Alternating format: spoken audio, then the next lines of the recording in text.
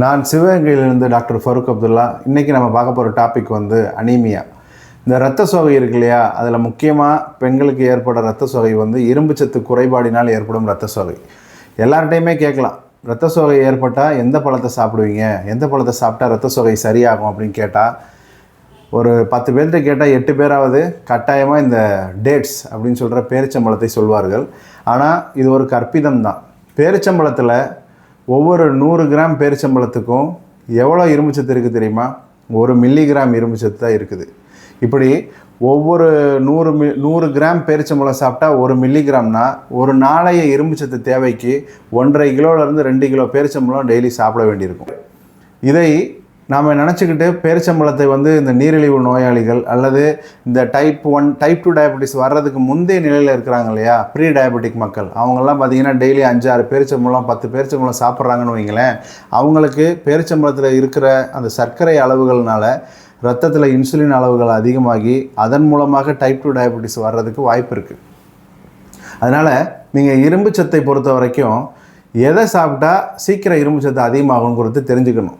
இரும்பு சத்தில் 2 வகை இருக்குது. ஹீம் அயன், நான் ஹீம் அயன் 2 வகை இருக்குது. இதில் ஹீம் அயன்கிறது உடலில் நம்ம போடும்போது உடனடியாக ரத்தத்தில் அப்சர்வ் ஆகும், பயோ அவைலபிலிட்டி ஜாஸ்தி.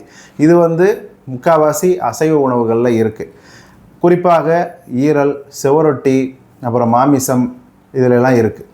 இதில் நான்ஹீம் அயன்கிறது தாவரத்தில் கிடைக்கிது. தாவரங்களில் கிடைக்கிறத நான்ஹீம் அயன். இது வந்து கொஞ்சம் குறைவாக தான் ரத்தத்தில் அப்சர்வ் ஆகுது. பயோ அவைலபிலிட்டி ஹீம் அயனை ஒப்பிடும் பொழுது குறைவு.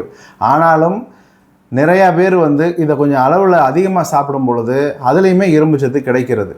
தாவரங்கள் சார்ந்த இரும்பு சத்து உங்களுக்கு வேணும் அப்படின்னு நினச்சிங்கன்னா அதற்கு நிறையா சோர்சஸ் இருக்குது. என்னென்ன சோர்சஸ் அப்படின்னா, தாமரை தண்டு வத்தல், சுண்டைக்காய் வத்தல், அதுக்கப்புறம் பழைய சோறு.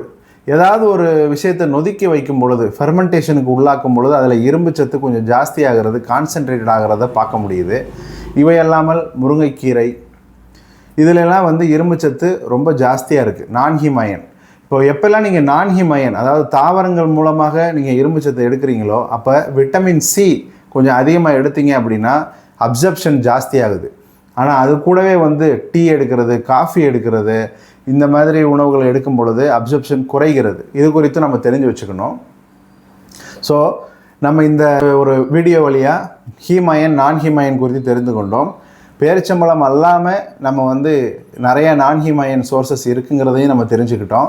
ஸோ இரும்பு சத்து குறைபாடு இருப்பவர்கள் இது குறித்து விழிப்புணர்வு அடைந்து அதற்கேற்றவாறு உங்களுடைய உணவு தேவையை அமைத்துக் கொள்ளுங்கள். நன்றி.